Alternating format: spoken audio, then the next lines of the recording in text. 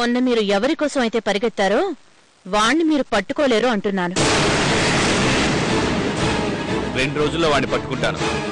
ఎందుకు పట్టుకోలేననుకుంటున్నావు? ఎందుకంటే అది నా దగ్గర ఉంది కాబట్టి.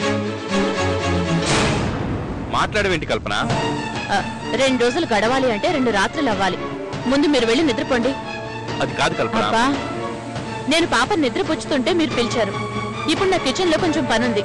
మీరు వెళ్ళి పాపని నిద్రపుచ్చండి. వెళ్ళండి. దీనికి బాగా పొగరెక్కువైంది.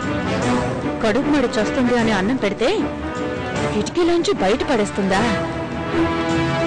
రేపు పొద్దున చెప్తా దీని సంగతి.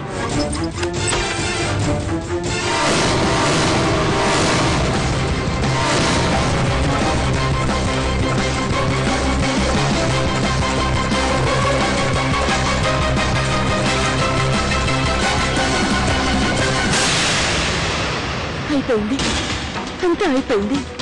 ఇప్పటి వరకు ఏదో విధంగా మేనేజ్ చేస్తూ వచ్చాను. ఇక కుదరదేమో. ఇప్పుడు గనక దాన్ని చూశారంటే అది శాశ్వతంగా ఇక్కడే ఉండేలా చేస్తారు. అలా జరగదు. ఏదో ఒకటి చేయాలి. ఎలాగైనా కరుణం చూడకుండా ఆయన తప్పించాలి. ఎలాగా?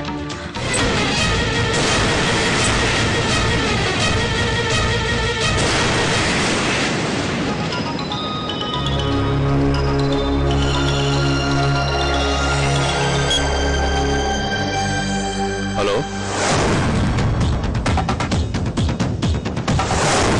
హలో,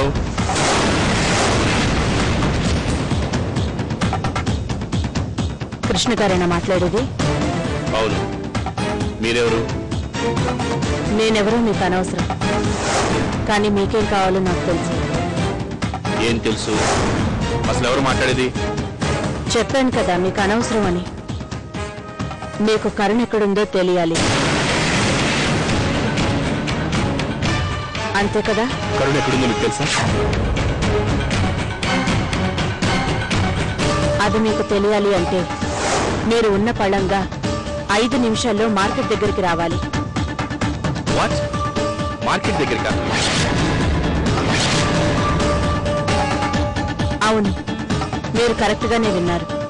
అర్జెంటుగా 5 నిమిషాల్లో మీరు మార్కెట్ దగ్గరికి రావాలి. సరే, నేను ఇప్పుడే వస్తున్నాను. మీరు అక్కడే ఉండండి.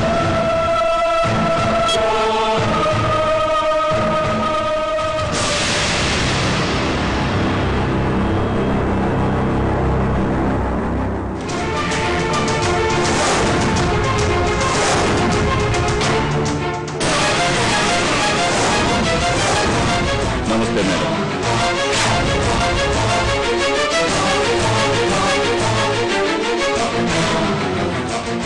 షేక్ పాషా అంటే నువ్వేనా? అవును మేడం. సరే, లోపలికి రా.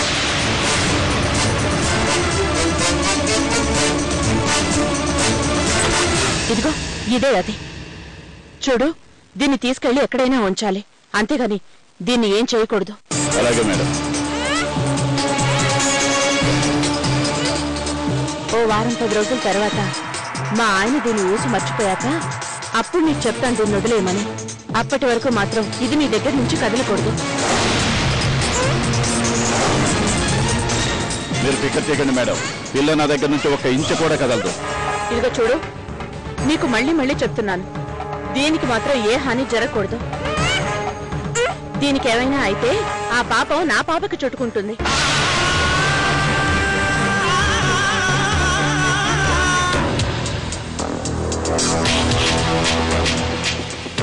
మార్కెట్ దగ్గరికి రమ్మండి.